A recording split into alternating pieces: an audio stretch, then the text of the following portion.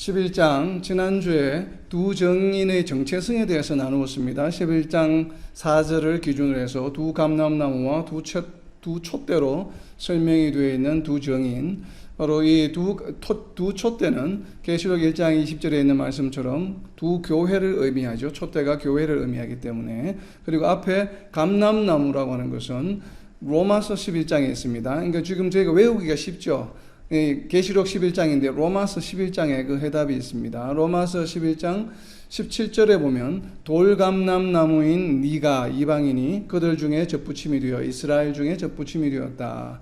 그래서 이 바울 사도는 이방인 성도들을 돌감람나무라 표현을 하고 있고 유대인 이스라엘 성도들을 참감람나무라고 표현하고 있습니다. 그러니까 감람나무에는 두 종류가 있게 되죠. 참감람나무와 돌감람나무. 그래서 이것을 특별히 계시록 11장에서 두 감람나무로 표현이 되었다고 이렇게 저희들은 이해를 합니다. 그렇기 때문에 유대인 그리고 이방인 성도들 그리고 뒤에 나오는 촛대, 이 두 가지가 합쳐져야만 두 교회가 되죠. 그래서 이스라엘 유대 교회, 유대인 교회 그리고 이방인 교회, 이렇게 두 정인으로 이해가 됩니다. 특정 인물이기보다는. 그래서 오늘은 이어서 왜 이 두 정인이 특정인이 될 수 없는 이유가 뒤에 나오기 때문에 거기에 대한 좀 상황을 오늘 살펴보고, 오늘 내용이 좀 많긴 하지만 제가 개략적으로 단락을 나누어서 중요한 부분에 대해서 맥락을, 흐름을 이해할 수 있도록 좀 오늘은 접근을 하겠습니다. 세세하게 자세하게 나누기보다는 너무 복잡해지기 때문에 오히려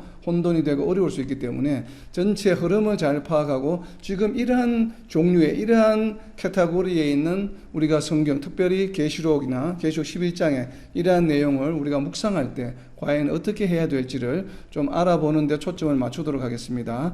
우선 두 정인의 정체성에 대해서 이야기할 때 방금 나누었던 것처럼 4절에 나왔던 이 땅의 주 앞에 서 있는, 여기에서 주는 누구를 의미하는가? 주는 기본적으로 하나님을 의미합니다. 그죠? 주 앞에 서 있는, 하나님 앞에 서 있는 두 교회이기 때문에. 그러나 이것을 우리가 좀 적용을 해서 응용을 해서 좀 설명을 한다고 한다면, 우리가 고린도전서 15장 27절 말씀을 좀 인용해 볼 수 있습니다. 기본적으로는 하나님을 의미하지만 이 땅의 주인이 되시는 분은 하나님이시죠. 그리고 이 땅의 주인 되신 하나님께서 또 이 땅의 모든 주권, 모든 권한을 누구에게 위임하셨는가 하면 그 내용이 바로 고린도전서 15장 27절에 나옵니다. 만물을 그의 발 아래에 두셨다 하셨으니, 자, 여기서의 그는 예수님이죠. 그래서 하나님께서 만물을 예수님의 발 아래에 두셨습니다. 그래서 만물을 아래에 둔다 말씀하실 때에 만물을 그의 아래에 두신 이가, 그의 아래에 두신 이는 하나님이시죠. 그래서 하나님과 예수님이 구별되어 있습니다. 그렇지만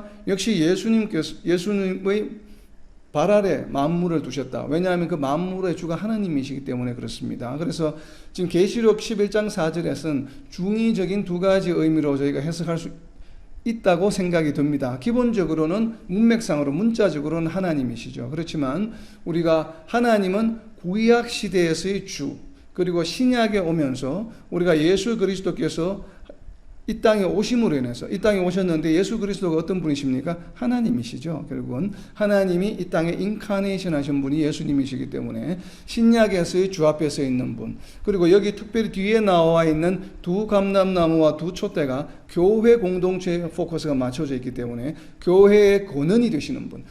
그러니까 예수님이 계시지 않았다면, 예수님이 이 땅에 오셔서 구속사역을 하지 않으셨다면 교회는 존재할 수가 없죠. 교회라고 하는 개념은. 그렇기 때문에 두 감람나무와 두 촛대라고 하는 말을 비추어 보면 이 땅의 주 앞에는 예수님도 같이 그 의미를 포함하고 있다고 생각이 듭니다. 그래서 이것을 뭐 특정 한 분보다는 하나님, 그죠? 신성. 그래서 하나님과 예수님 앞에 서 있는 두 교회의 모습, 이렇게 우리가 이해하는 것이 바람직할 듯합니다. 자, 그리고 오늘 이제 이어지는 두 정인에게 주신 권능이 과연 어떤 것인지 5절과 6절에 지금 두 정인에게 주신 그 권능에 대한 설명이 꽤 복잡하게 되어 있습니다. 과연 어떤 권능을 지금 주고 있는지 한번 표시를 해보시기 바랍니다. 두 정인에게 주신 권능이 어떤 종류인지 한번 표시를 해보시기 바랍니다. 만일 누구든지 그들을 해보자 하면 그들의 입에서 불이 나와서 그들의 원수를 삼켜버릴 것이요 누구든지 그들을 해하고자 하면 반드시 이와 같이 죽임을 당하리라. 그들이 권능을 가지고 하늘을 닫아 그 예언을 하는 날 동안 비가 오지 못하게 하고 또 권능을 가지고 물을 피로 변하게 하고 아무 때든지 원하는 대로 여러 가지 재앙으로 땅을 치리로다. 아멘. 아멘. 자, 몇 가지가 나옵니까? 크게 지금 네 가지 그룹으로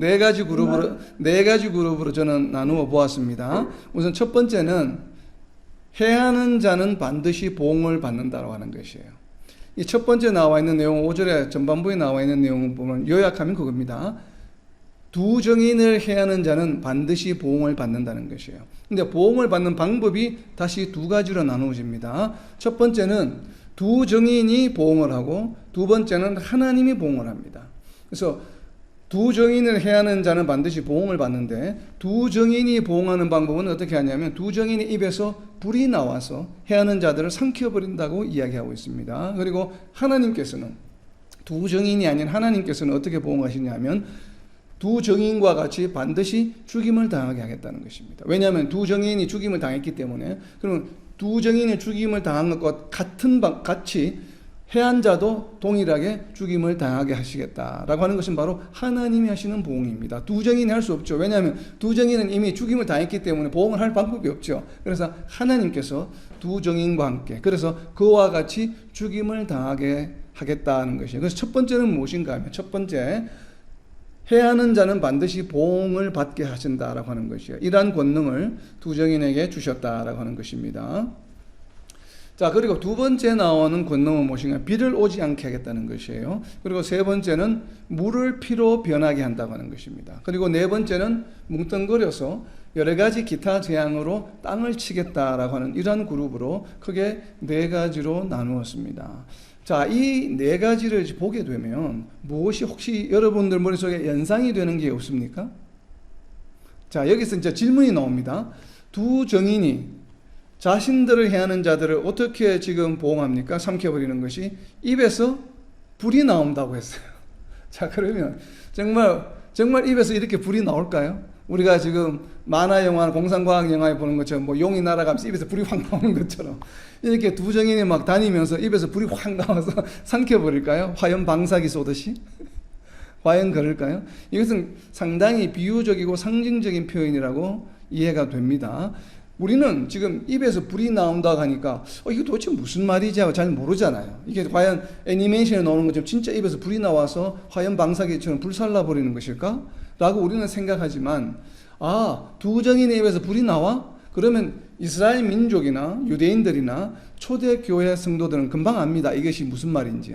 그래, 맞아, 바로 그 말이야. 입에서 불이 나와서 살라버린다고 하는 것은 이 말이야 라고 금방 안다는 것이죠. 알기 때문에 그냥 이 표현을 사용해서 요한이 전달한 것입니다.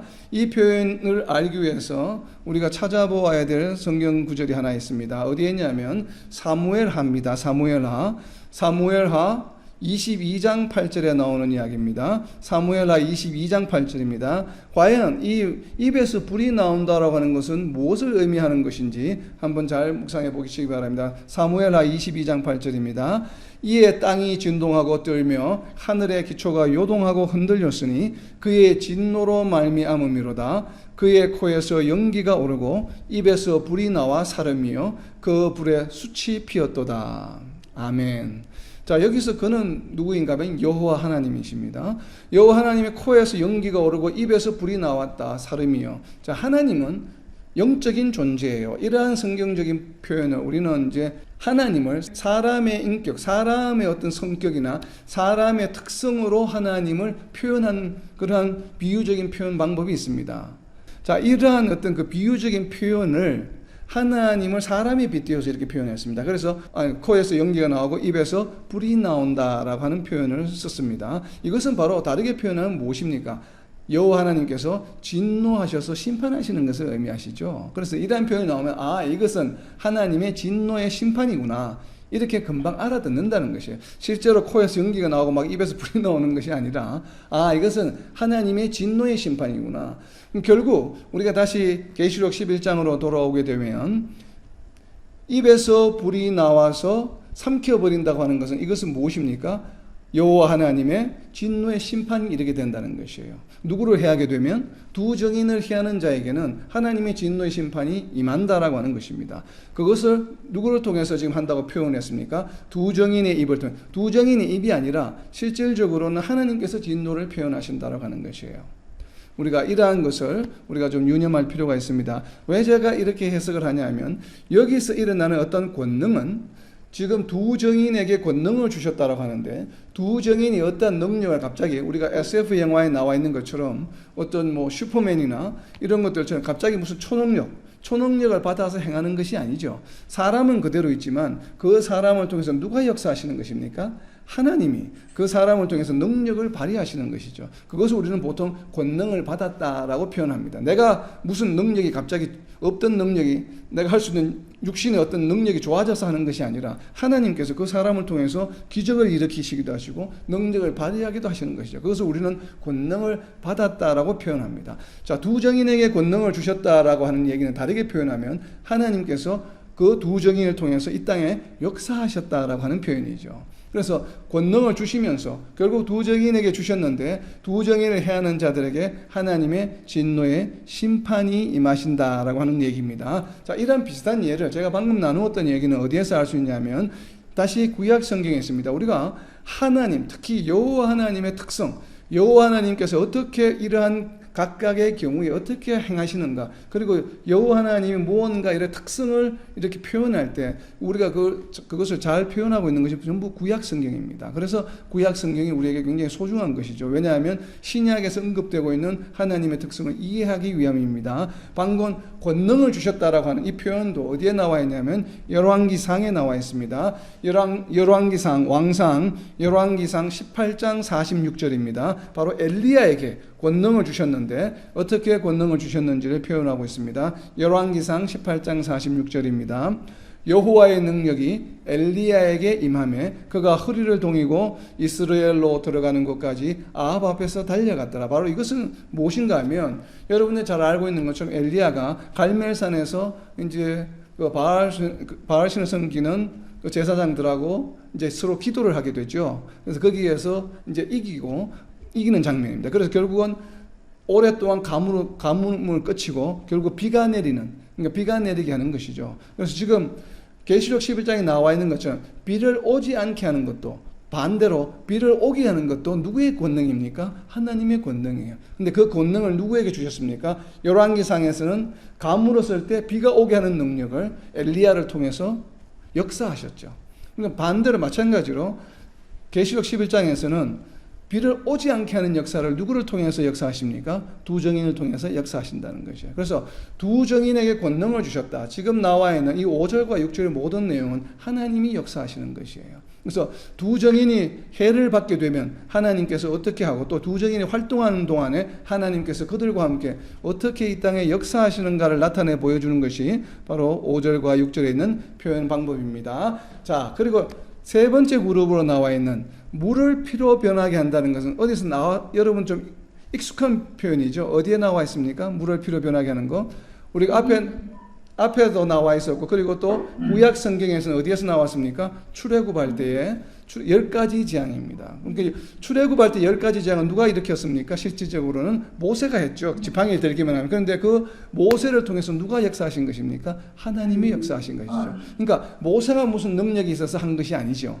그러니까 모세에게 권능을 주셨다고 하는 표현은 모세가 지팡이를 들면 하나님께서 약속하신 그 재난을 일으키신 것은 결국은 주체는 하나님이시다고 하시는 것이에요. 그와 같은 표현을 물을 피로 변하게 한다. 두 정인을 통해서. 이 역시도 또 누가 하시는 것입니까? 결국 하나님이 역사하시는 것이에요. 그래서 나머지 기타 여기서 설명하고 있지 않은 여러 가지 재앙으로 땅을 치겠다. 아마 이 여러 가지 재앙은 우리가 출애굽 때 보여주신 여러 가지 재앙들 중에 뭐 그러한 유사한 재앙들이겠죠. 그러나 그것이 어떤 것인가가 중요한 것이 아니라 5절과 6절에서 중요한 것은 무엇인가 하면 하나님이 역사하신다고 하는 것이에요. 역사하시는데 누구를 위해서 역사하십니까? 두 정인을 해하는 자들에게 반드시 무엇을 하신다는 이야기입니까? 보응하신다는 것이에요. 그래서 5절에 전제가 붙어 있는 것입니다. 그들을 해하는 자는 이렇게 되어요. 그들을 해하는 자는 반드시 어떻게 하신다고요? 반드시 죽임을 당하게 된다. 그래서 하나님께서 반드시 보응하신다라고 하는 것이에요. 그래서 우리가 지금 두 정인을 유대인 교회와 이방인 교회로 이해를 했습니다. 해석을 했습니다. 그렇다면 이것을 다시 표현하면 전환란 3년 동안에 교회에 대한 핍박이 상당히 많습니다. 그래서 성전 바깥마당을 이방인에게 주어서 밝게 하겠다고 분명히 11장 앞부분에서 말씀하셨습니다. 결국 예배가 끊긴 상황이죠. 결국은 교회의 모임이 더 이상 존재할 수 없는 상황이 되어버린 것입니다. 그것을 다르게 표현하면 교회가 엄청난 핍박을 받게 된다는 얘기죠. 그러나 교회가 이렇게 엄청난 핍박을 받는 와중에도 하나님께서는 어떻게 하신다는 얘기입니까? 그들을 핍박하고 순교하게 만들고 하는 자들은 반드시 그 피에 대한 보응을 하시겠다라고 하는 언약의 말씀입니다. 사실은 이 5절과 6절은. 그래서 왜 이 말씀을 이제 제가 이렇게 해석을 하느냐 하면 하나님의 속성이 바로 그렇기 때문에 그렇습니다.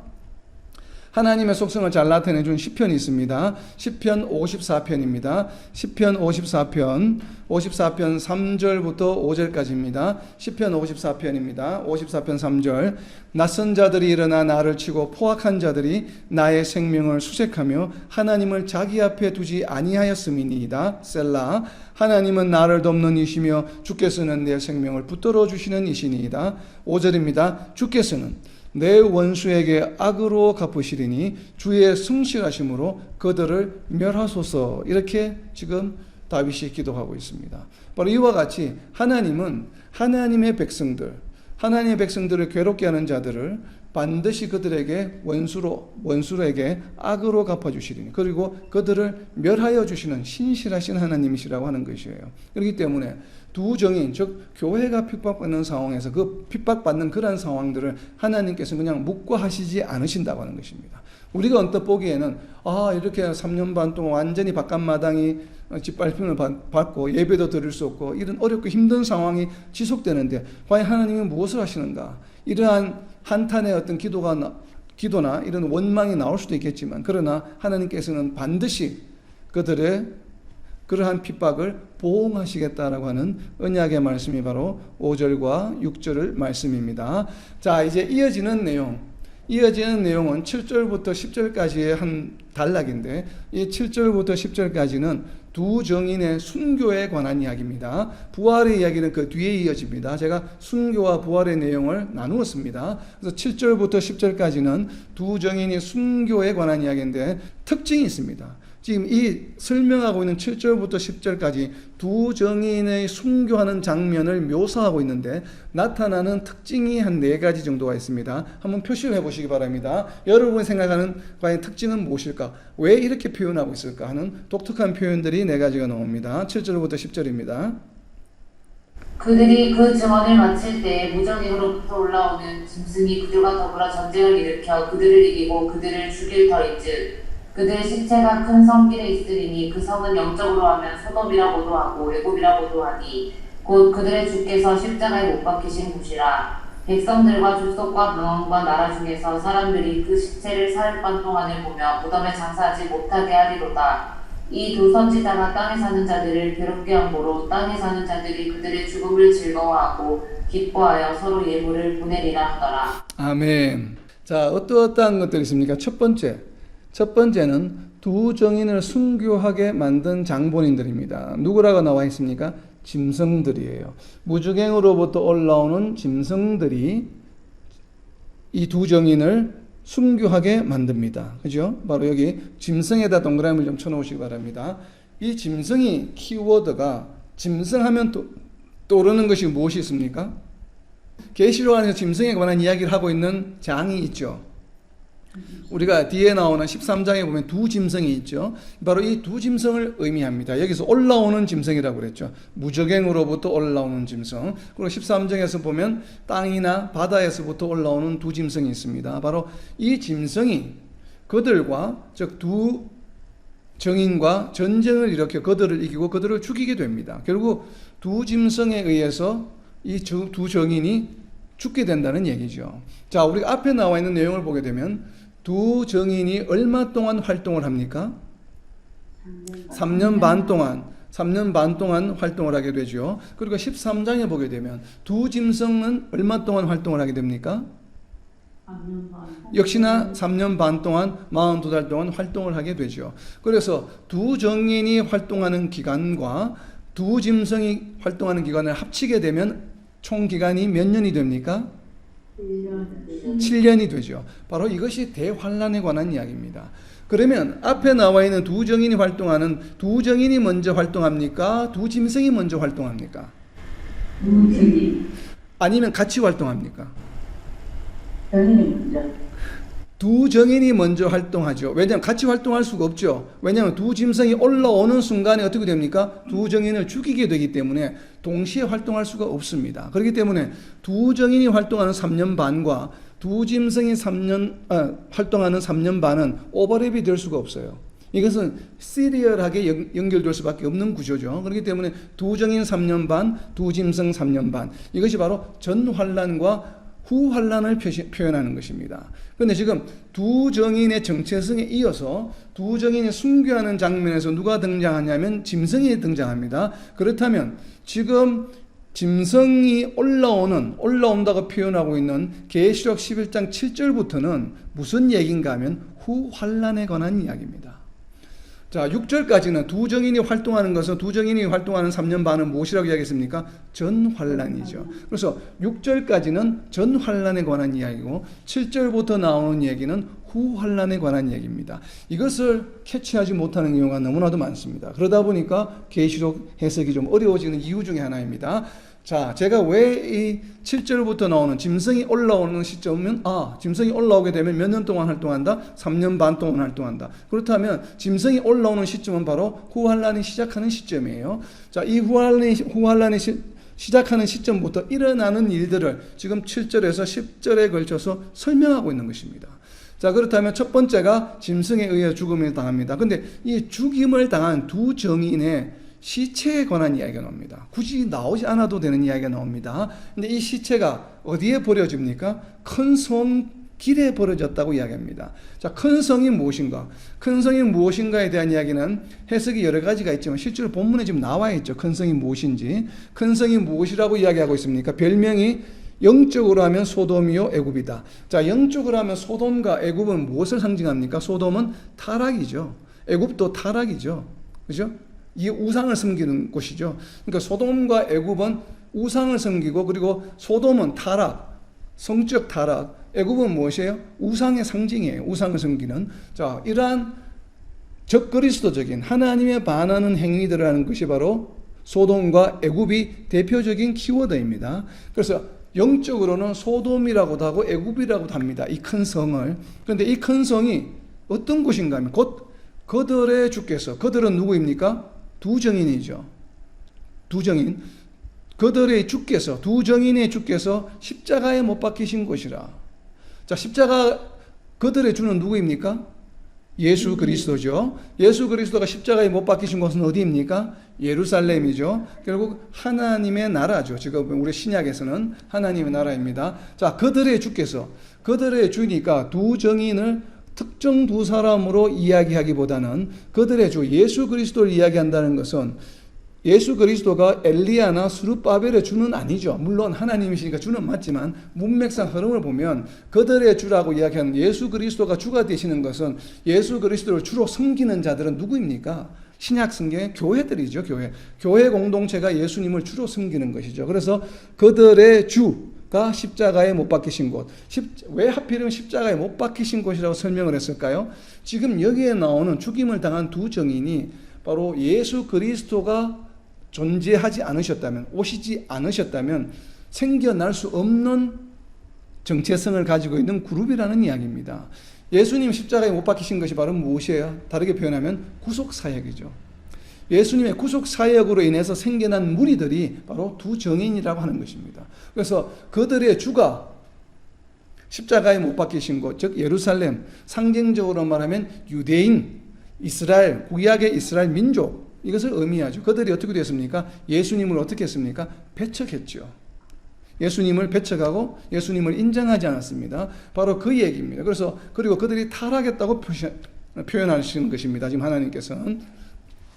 그래서 이 지금 영적으로 소돔이요 애굽이라고 하는 것은 바로 적그리스도적인 예수님을 부인하는 부정하고 우상을 섬기는 바로 이러한 무리들이 바로 멸망하게 되었다라고 하는 그곳에 누가 버려졌습니까? 교회가 어떻게 되었습니까? 완전히 그들에 의해서 휘둘림을 당하는 상황이 되었다는 것이에요. 이것을 다르게 표현하면 오늘날 우리 이 땅에 지금 현재 우리가 적용을 하게 되면 어떤 것인가 하면 교회의 세속화를 말합니다. 그러니까 교회가 더 이상 교회가 아닌 것이에요. 원래 예루살렘은 하나님 나라의 상징이죠. 시온이지 않습니까? 그런데 이것이 소돔과 같이 되었다. 그리고 애국과 같이 되었다는 것이에요. 자, 오늘날 우리가 교회의 모습을 바라볼 때 과연 하나님이 기뻐하실 교회의 공동체의 모습인가? 아니면 세속적인 논리나 세속적인 이론이나 세속적인 어떤 전략이나 경영 전략이나 이런 것에 완전히 매몰되어 있는 공동체인가? 우리가 되짚어 볼 필요가 있습니다. 바로 여기에서 표현하는 것은 그래서 하나님께서 어떻게 하셨습니까? 성전 마당을 3년 반 동안 이방인에게 주어서 더 이상 예배가 일어나지 아니하도록 다니엘서 7장에 있는 말씀처럼 예배를 금하시게 되는 지경까지 이르게 된 것입니다. 바로 그때가 마지막 때가 되는 것이에요. 교회가 더 이상 교회의 모습으로 역할을 전혀 하지 못할 때 완전히 세속화되어서 에돔과 애국과 같은 존재가 되었을 때 결국은 이제는 더 이상 유지할 수 없기 때문에 두 정인을 보내서 그리고 새롭게 한번 다시 그래서 앞에 나온 것처럼 10장에서 무엇이 나왔습니까? 예언을 다시 하여야 하리라. 그래서 10장에서 다시 어떻게 복음을 전해야 되는지 새롭게 복음을 온전하게 전하는 활동을 다시 하게 만드시는 것이 지금 이 11장에 나와 있는 두 정인의 역할입니다. 그래서 이 순교는 바로 이러한 것을 의미하는 것입니다. 교회가 악의 무리에 의해서 완전히 어떻게 되었습니까? 지금 괴멸을 당한 상태죠. 그리고 이것을 종말적인 측면에서 보면 두 정인이 마지막에 끝까지 복음을 전할 때 결국 마지막 때에 또 다시 짐승이 나와서 더 이상 복음을 전하지 못하는 때가 온다는 이야기입니다. 이렇게 보면 우리가 이제 양면적으로 종말적 시각과 현재적 시각에서 같이 우리가 해석해 볼 필요가 있습니다. 자, 그리고 이어서 이제 중요한 키워드가 나오는 것이 바로 9절에 나옵니다. 시체를 얼마 동안 장사하지 못했습니까? 사흘 반 동안 장사하지 못했어요. 자, 이 사흘 반 동안은 얼마 동안을 말할까요? 3일 반이라고 해석을 하게 되면 지금 이후에 이어지는 내용들이 안 맞게 됩니다. 자, 왜 그런지 한번 보세요. 그래서 성경을 유념해서 읽어야 된다는 것입니다. 우리가 이것을 왜 사흘 반을 3일 반 우리가 실질적으로 생각하는 24시간이 3번 하고 하는 이렇게 반하는 실질적인 하루 이틀 3일 반으로 해석하게 되면 어떤 문제가 생기는지 지금 잘 보시기 바랍니다. 두 정인을 죽이는 주체가 누구였습니까? 짐승들이죠. 짐승들이 올라와서 활동하는 기간은 얼마입니까? 13장에 보면 3년 반입니다. 그런데 짐승들이 올라와서 두 정인을 죽이고 시체를 버렸는데 3일 반 동안 장사하지 못합니다. 그리고 나서 근데 3일 반 이후에 어떤 일이 일어납니까? 뒤에 11절에 보면 3일 반 후에 생기가 들어가서 부활하게 됩니다. 3일 반 후에 부활하게 되어서 어떻게 됩니까? 성천하게 되죠. 이리 올라오라 해서 12절에 보면 성천하게 됩니다. 그런데 성천한 것으로 끝나는 것이 아니라 중요한 포인트가 어디에 있냐면 성천하고 난 다음에 일어나는 현상입니다. 성천할 때 3일 반 후에 성천했는데 13절에 보면 막 지진이 일어나고 성 10분의 1이 무너집니다. 많은 사람이 죽습니다. 그래서 7천이라고 하는 대단히 많은 숫자를 상징합니다. 그런데 중요한 이야기가 어디에 나오냐면 13절 하반부에 나옵니다. 무슨 현상이 일어납니까? 3일 반 후에 부활하고 나서 성천할 때 어떤 현상이 일어났냐면 남은 자들이 두려워하여 영광을 하늘의 하나님께 돌리더라. 자, 이건 무슨 말이에요? 남은 자들은 누구를 말합니까? 죽은 자들 7천 명 이외에 당시에 두 정인이 죽었을 때 존재했던 모든 인류지요. 모든 사람들을 의미합니다. 남은 자들이. 근데 이 남은 자들이 어떻게 됩니까? 모두가 다 하나님께 영광을 돌립니다. 그러면 죽은 지 3일 후에 부활해서 성천한 이후에 남아있는 또 7천 명이 죽게 되는데 많은 사람들이 죽게 되는데 죽지 않고 남아있는 모든 자들이 어떻게 된 것입니까? 지금 하나님께 영광을 돌리게 되죠. 그러면 이 하나님께 남은 자들이 모든 사람들이 하나님께 영광을 돌리게 되면 더 이상 불신자가 존재합니까? 존재하지 않습니까? No. 존재하지 않게 되죠. 그러면 두 짐승이 활동할 이유가 있나요? 없나요? 없어요. 없죠. 두 짐승은 계속 그 우상을, 두 짐승을 섬기게 만들고 하는 활동을 3년 반 동안 하게 됩니다. 그죠? 그럼 3년 반에서 방금 이야기한 두 정인이 죽고 장사한 지 3일 반을 빼게 되면 얼마나 남습니까? 3년하고 5개월하고 26일하고 반나절이 남죠. 그럼 이 동안에 할 일이 없죠, 지금. 왜? 남은 사람들 전부 다 하나님께 영광을 돌려버렸는데 두 짐승이 할 일이 없게 되죠. 그렇다면 두 정인이 장사한 이 죽은 이 기간이 과연 3일 반인가? 라고 하는 것에 대한 의구심을 가지게 되는 것입니다. 아, 이것이 3일 반이 아니라 3년 반이구나 라고 하는 것이에요. 그래야 말이 맞아 들어갑니다. 3년 반 동안 장사하지 못하고 내버려 뒀습니다. 그래서 3년 반이 끝나니까 이들이 어떻게 됐습니까? 부활하죠. 그때가 언제입니까? 두 짐승의 활동이 종료되는 시점이죠. 그러니까 두 짐승이 종료될 때 어떤 현상이 일어난다고 했습니까? 우리가 휴거가 일어나서 천년왕국이 시작된다라고 이미 공부를 했지 않습니까? 뒤에 나오는 20장에. 그러면 이 이야기가 이렇게 맞아 들어가기 위해서는 두 정인이 얼마 동안 버려져야 합니까? 3일 반이 아니라 3년 반을 버려져야 한다는 얘기예요. 그래서 이것이 만약에 그렇기 때문에 이것이 개인이 될 수 없다고 하는 것이에요. 개인이 죽어서 3년 반 동안 버려질 수 있습니까? 흔적도 없겠죠. 3년 반 동안 버려져 있으면. 이것은 교회 공동체가 3년 반 동안 겪게 되는 어려움을 이야기한다고 저는 생각이 듭니다. 그래서 이렇게 장사도 지내지 못할 만큼 죽은 상태로 교회가 3년 반 동안 굉장한 어려움을 겪게 된다는 것입니다. 후환란 기간 중에. 자, 우리가 그러면 3일 반을 왜 3년 반이라고 해석하는가? 그건 우리가 그냥 이렇게 유추해서 해석하는 것이 아니라 실제적으로 이스라엘 민족이나 초대교회 사람들 이 얘기를 들으면 3일 반이 3년 반이구나 하고 금방 압니다. 왜냐하면 구약 성경에 이미 그렇게 표현을 하고 있기 때문에 그렇습니다. 어디에 표현이 되어 있냐면 에스겔서 4장 6절입니다. 에스겔서 4장 6절에 보면 에스겔서 4장 6절입니다. 그 수가 차거든 너는 오른쪽으로 누워 유다 족속의 죄악을 담당하라. 내가 네게 40일로 정하였나니 하루가 1년이니라. 그래서 벌써 유대인들은 하나님께서 뭔가 메시지를 전할 때 하루 그러면 1년을 의미하는구나 라는 것을 이미 알 수 있습니다. 왜냐하면 이것은 출애굽 때도 이미 겪은 이야기입니다. 출애굽이 왜 광야에서 40년 동안 광야 생활을 하게 되었습니까? 그들이 가나안 땅 정탐을 며칠 동안 했습니까? 40일 동안 했습니다. 40일 동안 하면서 결국은 하나님을 의지하지 않고 죄를 지었기 때문에 그것을 40일을 하루를 1년으로 해서 광야에서 40년간 방황하게 한 것입니다. 그래서 하나님께서는 하루를 1년으로 표현하신 경우가 상당히 다양하게 나옵니다. 구약 성경에. 그와 같이 여기에서 말하는 계시록 11장에서 말하는 3일 반 동안 장사하지 못했다라고 하는 것은 저는 3년 반으로 해석하고 그리고 두 짐승의 활동이 끝나는 바로 그 시점에 부활해서 성천하는 것으로 이해가 됩니다. 그러면 두 정인이 바로 교회 공동체가 되겠죠. 천년왕국에 조인하게 되는 순교자들이기 때문에 두 정인의 순교자들은 전부 계시록 20장에 보게 되면 천년왕국이 시작할 때 부활해서 예수님과 더불어 왕노릇하게 되어 있죠. 바로 그렇다면 그 이야기와 이 이야기가 서로 맞아 들어가게 되어 있습니다. 그래서 여기서 3일 반은 3년 반으로 저는 해석이 됩니다. 자, 이렇게 해석을 하고 그리고 이어지는 11절과 14절은 바로 두 정인의 부활과 성천에 관한 것입니다. 방금 나눈 것처럼 바로 이것은 우리가 두 짐승이 활동하는 3일 반은 3년 반 끝나는 시점에 부활해서 천년왕국에 조인하는 바로 그러한 것으로 해석이 됩니다. 자, 그리고 14절입니다. 둘째 화는 지나갔으나 보라 셋째 화가 속히 이르는도다. 자, 첫째 화와 둘째 화를 이야기할 때는 속히라는 표현을 쓰지 않았습니다. 그런데 셋째 화가 속히 이르는도다라고 이야기했습니다. 자, 둘째 화는 지나갔으나 14절입니다. 제가 7절부터 이야기는 무엇에 관한 이야기라고 이야기했습니까? 두 짐승이 활동하는 후환란이라고 이야기했죠. 그러면 후환란은 몇 번째 나팔에 해당합니까? 후환란은 6째 나팔이죠. 두 정인은 전환란이라고 그랬죠. 전환란은 몇 번째 나팔에 해당합니까? 역시나 6번째 나팔이죠. 왜냐하면 지금 11장이 6째 나팔에 관한 이야기죠.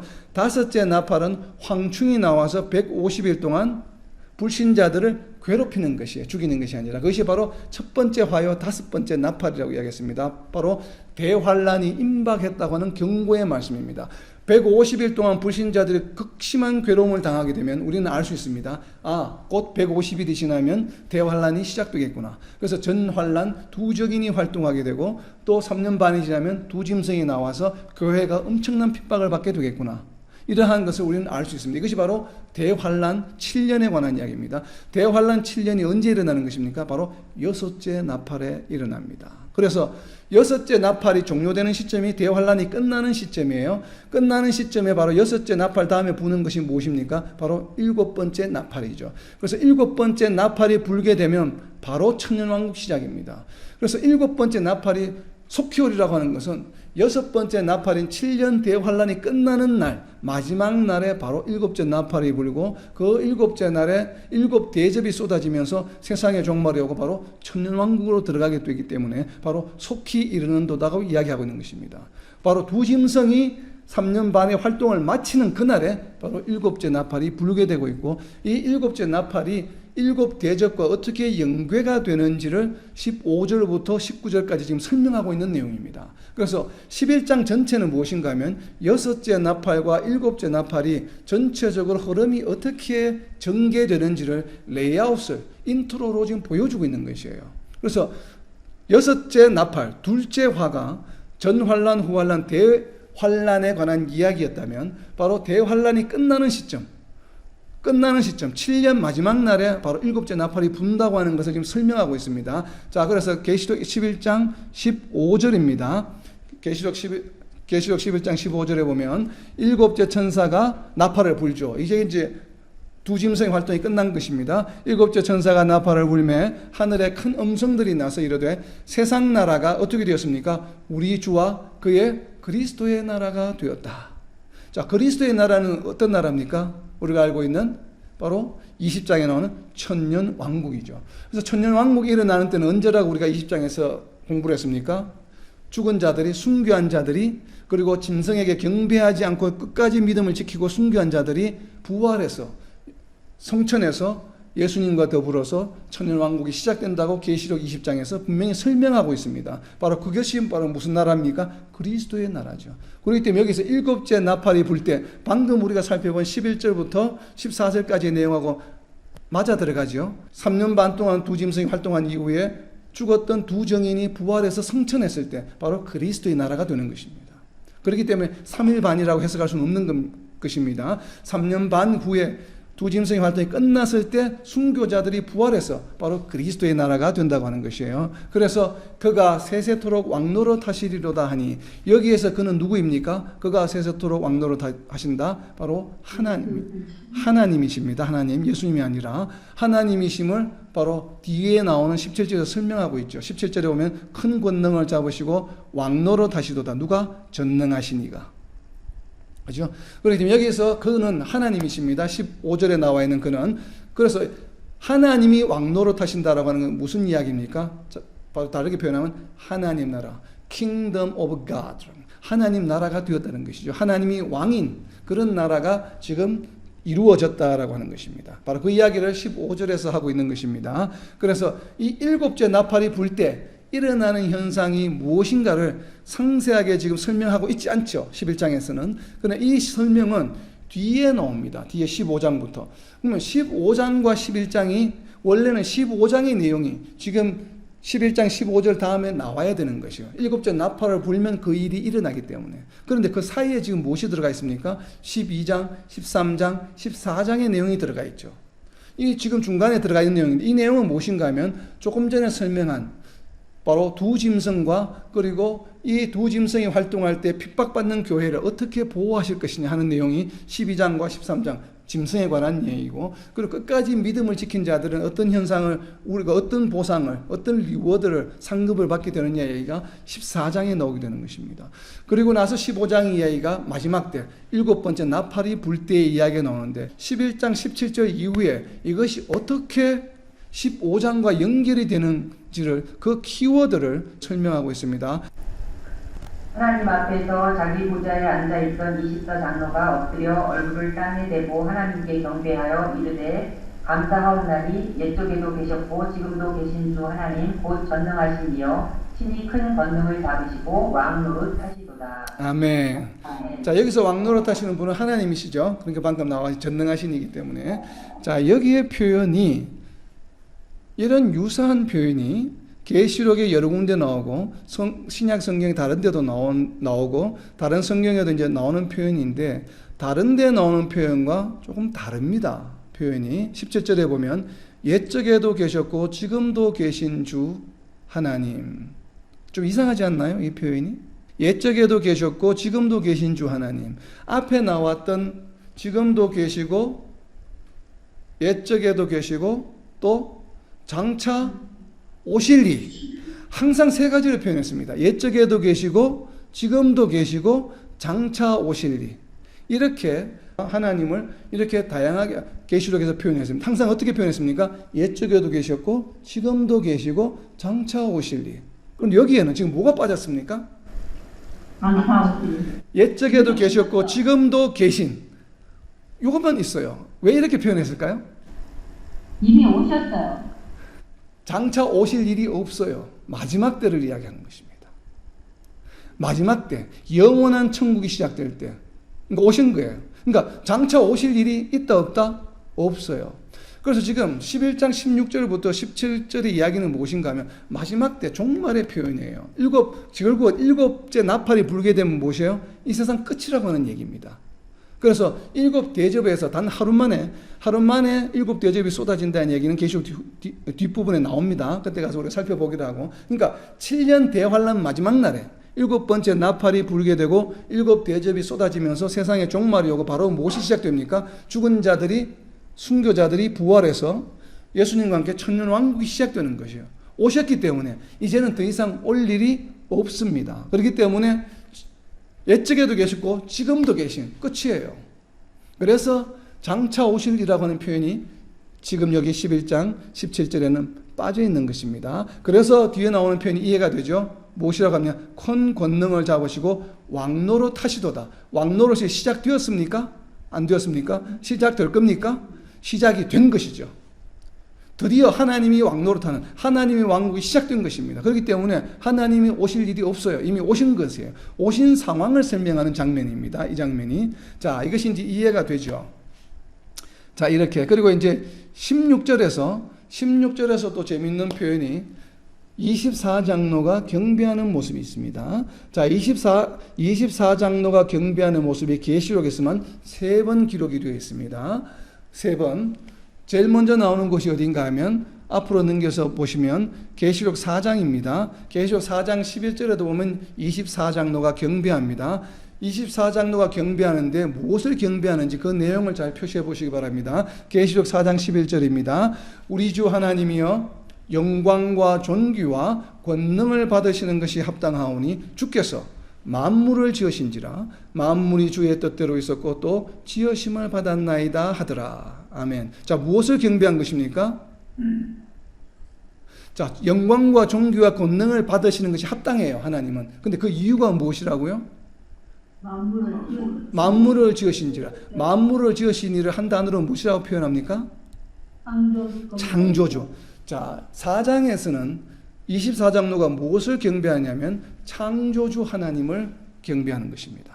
다 하나님을 경배하는 것이지만 그 내용이 다릅니다. 4장에서는 하나님이 창조주이시고 우리가 피조물이라고 하는 것을, 우리가 바로 지음을 받았다고 하는 것을, 이 세상에 나오게 되었다고 하는 것을 감사해서 창조주 하나님이심을 경배하는 장면이 바로 4장에 나와 있는 장면입니다. 그리고 뒤에 나오는, 오늘 우리가 11장에 사는 거 말고 뒤에 나온 19장에도 있습니다. 19장 4절입니다. 19장 4절에도 24장로가 경배합니다. 또 24장로와 네 생물이 엎드려 보좌에 앉으신 하나님께 경배하여 이르되 아멘 할렐루야 하니. 무엇을 경배했습니까? 아멘 할렐루야. 자, 19장이 무엇인가 하면 하늘에 혼인잔치가 일어나는 장면입니다. 그죠? 거기에서 아멘 할렐루야. 자, 아멘과 할렐루야 두 가지입니다. 아멘은 무엇입니까? 헬라어 아만에서 나온 것입니다. To be faithful, 신실하신 하나님, 신실하신 하나님. 약속은 반드시 지키시는 하나님, 반드시 이루어 주신다고 하는 것, 그것이 바로 아멘입니다. 아멘. 그리고 할렐루야는 praise the Lord, praise the Lord입니다. 할랄이라고 하는 히브리어의 야라고 하는 야훼 하나님이 목적어가 붙어 있는 것입니다. 할렐루야 해서 그것이 바로 praise the Lord입니다. 하나님을 찬양하라는 뜻입니다. 아멘, 신실하신 하나님, 모든 것을 다 이루셨기 때문에 이제는 하나님을 찬양하라, 끝이 났다라고 하는 것입니다. 이것을 지금 19장에서 24장로가 찬양하는 것입니다. 4장에서는 창조주 하나님, 19장에서는 모든 일이 이제는 완성이 되었다, 이루어졌다라고 하는 것을 경배하는 것입니다.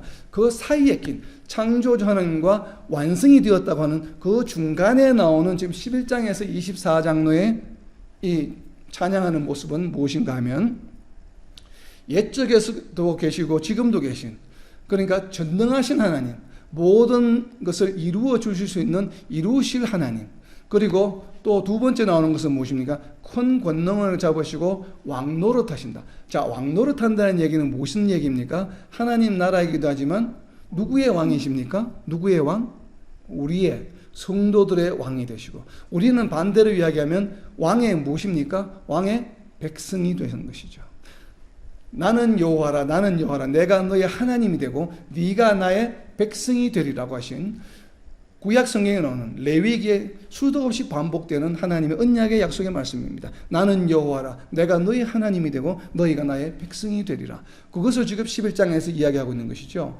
바로 옛적에도 계시고 지금도 계신 하나님께서 전능하신 모든 것을 하실 수 있는 하나님께서 우리의 왕이 되셨다.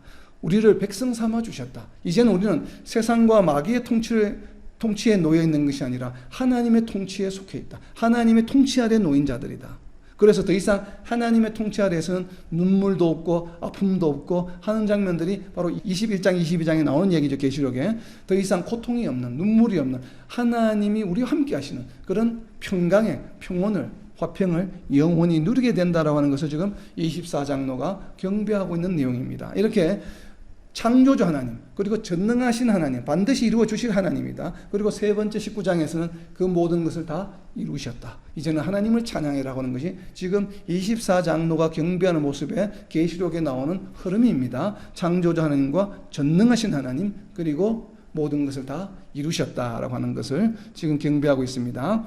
자, 19절, 이제 마지막 구절인데, 이 19절이 바로 지금 이야기하고 있는 이 7째 나팔이 15장과 연결되는 키워드에 해당하는 내용입니다. 도대체 여기에 나오는 무엇이 15장으로 바로 연결해 주는, 이것이 15장에 연결되는 이야기구나 라는 것을 힌트를 주는 것인지 한번 동그라미 쳐보시기 바랍니다. 이에 하늘에 있는 하나님의 성전이 열리니 성전 안에 하나님의 언약궤가 보이며 또 번개와 음성들과 우레와 지진과 큰 우박이 있더라. 아멘. 자, 여기에 무슨 키워드가 7 대적과 연관이 있는 키워드일까요? 하나님의 성전이라고 이제 많이 생각할 수 있겠죠. 하나님의 성전이면.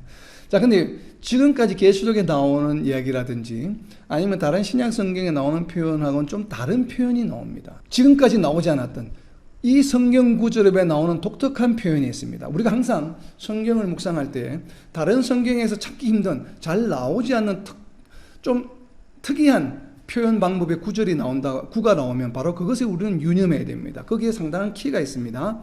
자, 여기에 보면 하나님의 성전이라고 하는 말은 많이 나오죠. 다른 성경에 많이 나오지만 하나님의 성전이 열리니 하고 있습니다.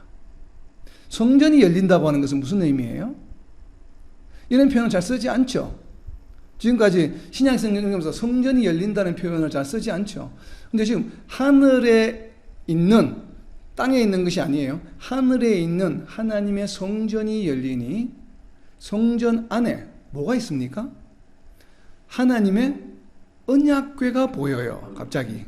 자, 우리가 분명히 구약 성경에서 보면, 또 신약 성경에 보면, 다른 성경에 보면 언약궤를 더 이상 너희가 찾지 못하리라. 더 이상 언약궤가 이제는 존재하지 않는다고 분명히 성경에서 말씀하고 있습니다. 그것은 더 이상 언약궤가 성도들의 역사에, 성도들의 삶에, 하나님의 앞으로 장차 사역에 언약궤가 더 이상 관여할 수 없어요. 이제는 그거는 끝이 났어요.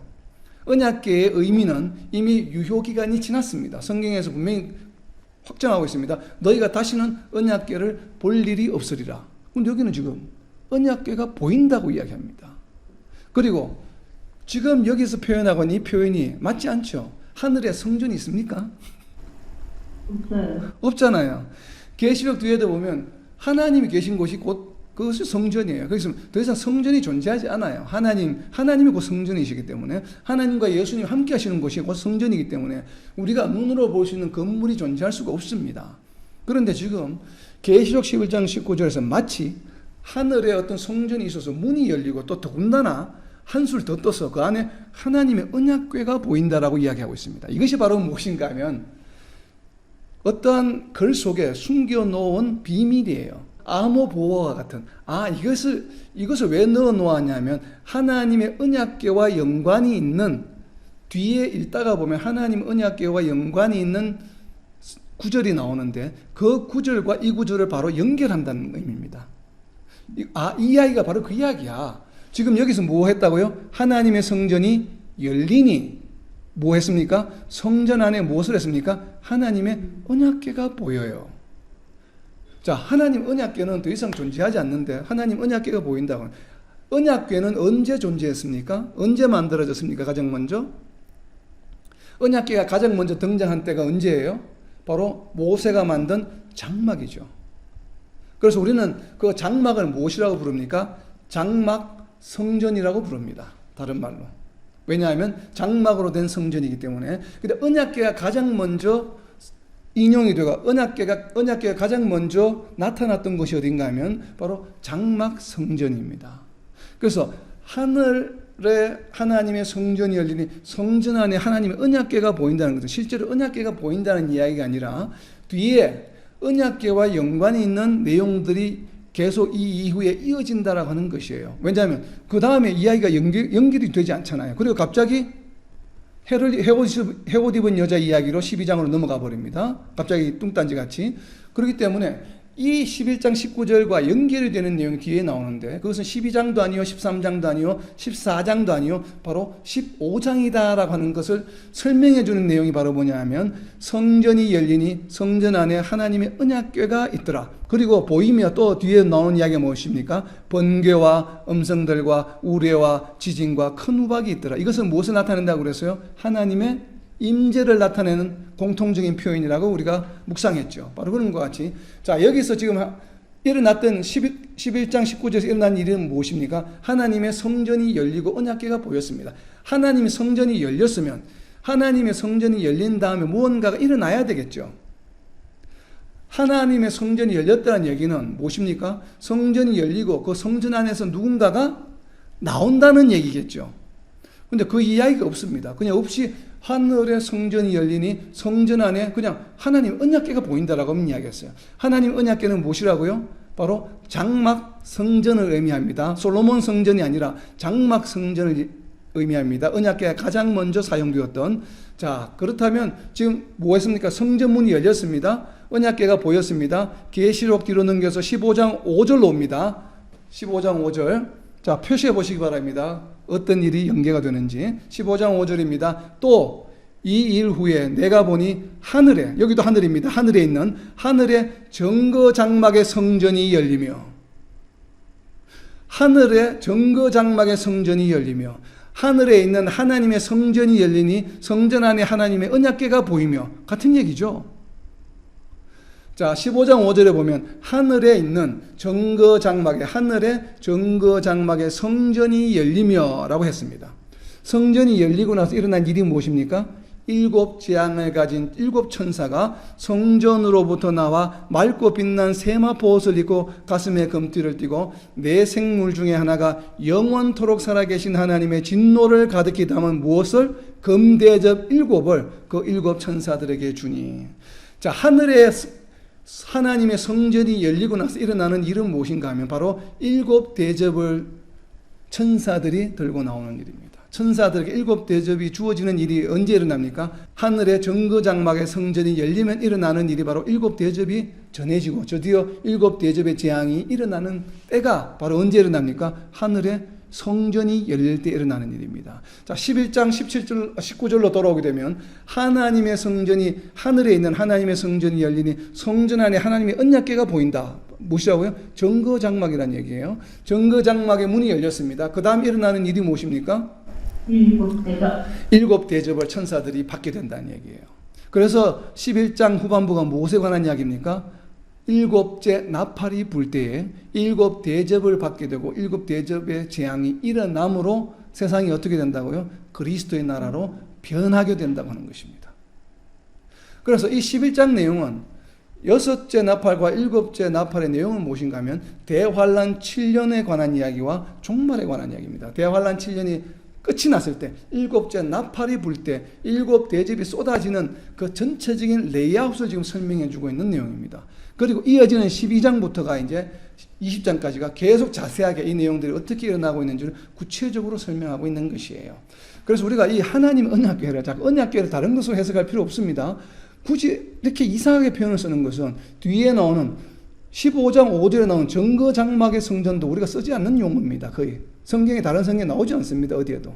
근데 갑자기 정거장막이라는, 정거장막 성전, 그것이 어디에 있는? 하늘에 있는 정거장막 성전. 이것이 바로 11장 19절의 내용과 같은 내용입니다. 이러한 것들이 바로 이 문학의 특징이라고 하는 것이에요. 이 이야기가 서로 이어진다. 그래서 문이 열리고 나서 일어나는 일은 무엇이다? 일곱 대접을 천사들이 받게 되는 일이 일어납니다. 문이 열리고 그 안에서 흰옷 입은, 세마포 옷을 입은, 가슴에 금띠를 띤 네 생물 중에 하나가 나와서 일곱 천사들에게 바로 일곱 금대접을 주게 되는 장면으로 이어진다는 이야기입니다. 그래서 이 11장과 15장 사이에 있는 내용들은 대환란 가운데 일어나는 자세한 내용들을 설명하고 있는 내용들입니다. 그래서 오늘 11장에서 보여주는 두 증인과 그리고 짐승이 올라왔을 때 순교하게 되고 부활하는 내용, 부활했을 때가 언제라고요? 바로 천년왕국이 시작될 때라고 하는 것입니다. 그리고 오늘 이렇게 해주시는 말씀은 반드시 하나님께서는 성도들이 핍박받는 것을 반드시 보응해 주신다라고 하는 것입니다. 그러한 이러한 확신을 가지고 정말 우리가 이 땅에서 끝까지 복음을 전가하는 저와 여러분, 그리고 이 땅의 모든 하나님의 백성들이 되시기를 예수님의 이름으로 선포합니다.